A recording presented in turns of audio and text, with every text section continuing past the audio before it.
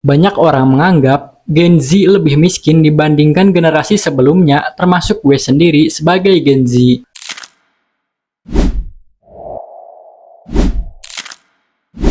So, tanpa berlama-lama lagi, mari kita bahas guys, kenapa Gen Z terlihat lebih miskin daripada generasi sebelumnya.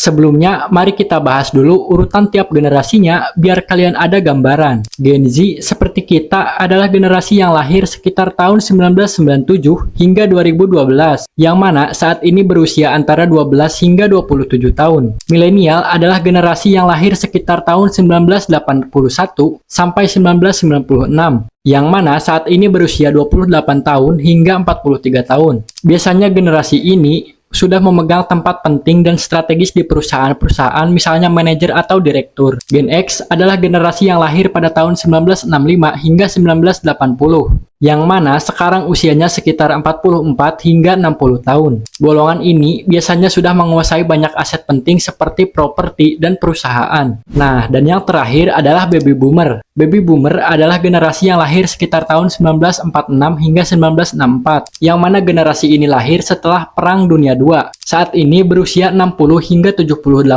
tahun. Biasanya golongan ini adalah orang-orang yang sangat sudah tua dan sudah pensiun dari pekerjaannya, menguasai berbagai aset besar seperti real estate atau menjadi pemimpin dari suatu perusahaan raksasa. Tentunya ada beberapa faktor yang menyebabkan Gen Z lebih miskin daripada generasi sebelumnya. Misalnya, kesenjangan upah dan biaya hidup. Upah tidak seimbang dengan inflasi sehingga gaji sekarang cenderung stagnan, bahkan menurun di beberapa negara. Bahkan, banyak Gen Z sekarang merangkap pekerjaan. Misalnya, pagi kerja di Alfamart sebagai kasir dan malamnya freelance karena kurangnya gaji. Harga properti juga melonjak tajam dalam beberapa dekade terakhir, sehingga sulit bagi Gen Z seperti kita untuk membeli rumah. Sebagai perbandingan, generasi Baby Boomer menikmati harga properti yang lebih murah di masa muda mereka. Faktor lainnya, pendidikan tinggi yang semakin mahal.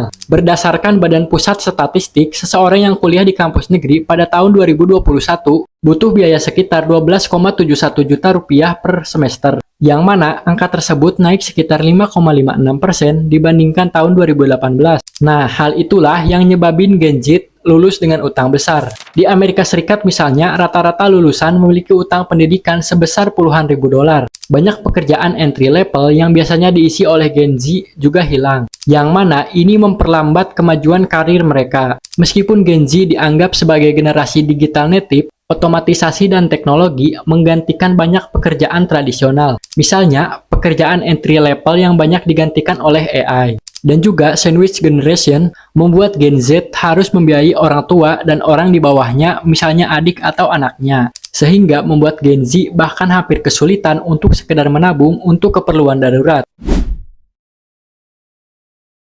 Selain faktor eksternal, tentu aja ada faktor internalnya juga dong. Gen Z cenderung menghabiskan lebih banyak uang untuk pengalaman seperti healing atau sekedar nongkrong di mall dibandingkan dengan investasi jangka panjang seperti properti, saham, atau sekedar menabung. Media sosial juga menciptakan budaya pamer baik secara langsung maupun tidak langsung yang memengaruhi gaya hidup konsumtif di kalangan Gen Z dan juga FOMO atau agar bisa masuk ke dalam circle tertentu. Gen Z sering merasa harus membeli barang-barang yang mahal untuk terlihat sukses. Ya, meskipun secara finansial tidak mencukupi, dan juga sebenarnya tidak perlu-perlu amat, misalnya membeli iPhone atau menyicil mobil pribadi. Meskipun akses informasi lebih luas, banyak orang di kalangan Gen Z yang kurang memahami pengelolaan keuangan pribadi seperti investasi atau menabung.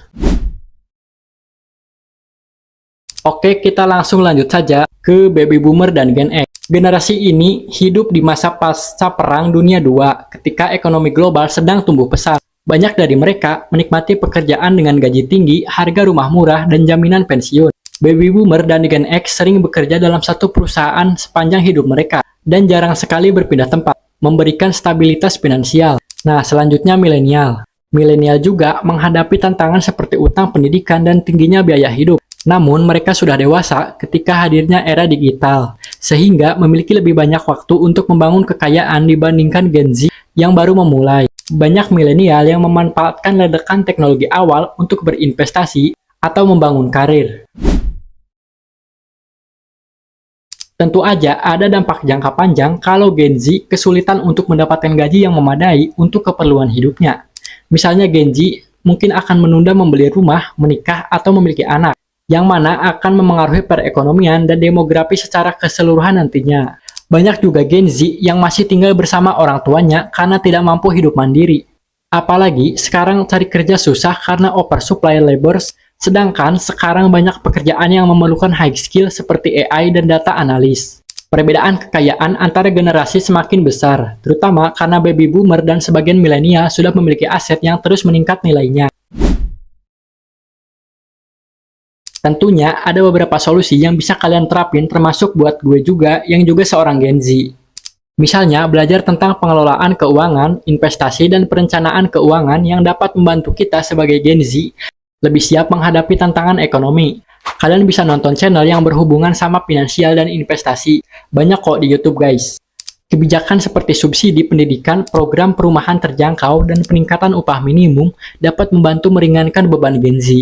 Gen Z juga perlu mengembangkan keterampilan yang relevan dengan kebutuhan pasar modern, seperti teknologi, analitik data, atau kecerdasan buatan. So, jadi mulai sekarang kalian bisa mulai belajar ngoding atau belajar data analis. Atau bahkan juga bisa jadi konten kreator.